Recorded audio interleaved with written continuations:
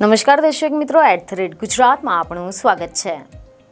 દિલ્હી વિધાનસભાની ચૂંટણીમાં જે રીતે કોંગ્રેસ અને આમ આદમી પાર્ટી આમને સામને આવી અને બંને વચ્ચે જે રીતે ટસલ જોવા મળી, તેને જોતા તો વિપક્ષી પક્ષોના જે ઇન્ડિયા ગઠબંધન છે તેના ભવિષ્ય પર પણ અનેક પ્રશ્નો ઊભા થઈ ગયા હતા।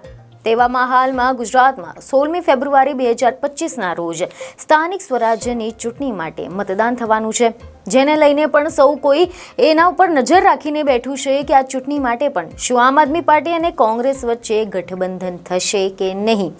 ત્યારે આવામાં હવે સ્થાનિક સ્વરાજ્યની ચૂંટણીમાં કોંગ્રેસ અને આમ આદમી પાર્ટીના ગઠબંધનને લઈને જે સ્થિતિ છે તે સ્પષ્ટ થઈ ચૂકી છે, કારણ કે આ ગઠબંધનને લઈને આમ આદમી પાર્ટીના પ્રમુખ ઈશુદાન ગઢવીએ મોટી જાહેરાત કરી નાખી છે।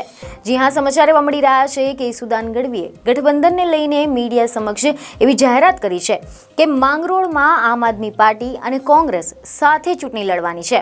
સ્થાનિક લેવલ પર આમ આદમી પાર્ટી અને કોંગ્રેસ ગઠબંધનથી ચૂંટણી લડવાનું છે।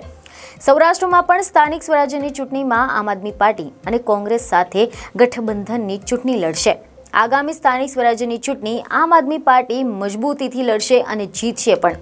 તમે જણાવી દઈએ કે ખબરો એવી મળી રહી છે કે માંગરોળ નગરપાલિકા માટે કોંગ્રેસ અને આમ આદમી પાર્ટીનું ગઠબંધન થવાનું છે, જેમાં 9 વોર્ડની કુલ 36 બેઠકોમાંથી 23 બેઠકો પર કોંગ્રેસ જ્યારે 13 બેઠકો પર આમ આદમી પાર્ટી ચૂંટણી લડશે।